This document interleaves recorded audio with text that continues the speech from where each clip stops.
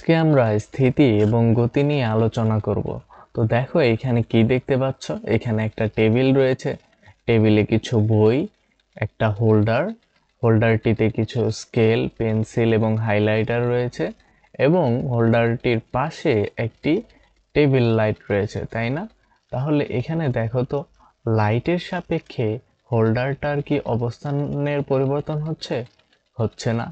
আবার বইগুলোর সাপেক্ষে কি হোল্ডারটির অবস্থানের পরিবর্তন হচ্ছে? তাও হচ্ছে না। আবার হোল্ডারটির সাপেক্ষে লাইট বা বইগুলোরও কিন্তু অবস্থান পরিবর্তন হচ্ছে না। অর্থাৎ এখানে হোল্ডারটি তার আশেপাশের কোনো বস্তুর সাপেক্ষে কিন্তু অবস্থানের পরিবর্তন করছে না।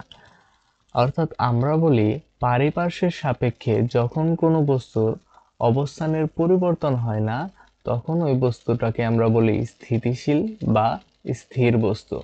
আর এই অবস্থান অপরিবর্তিত থাকাকে বলে স্থিতি। ওকে, তো এবার চলো আমরা জানবো গতি কি।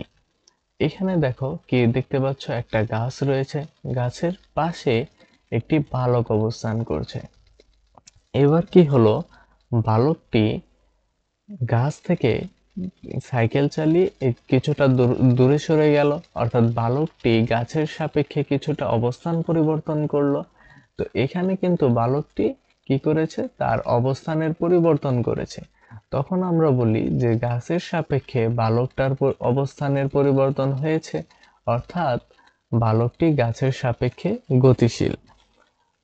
আমরা সংজ্ঞায়িত করতে পারি এভাবে যে সময়ের সাথে পারিপার্শ্বের সাপেক্ষে যখন কোনো বস্তুর অবস্থানের পরিবর্তন ঘটে, তখন ওই বস্তুকে গতিশীল বস্তু বলে।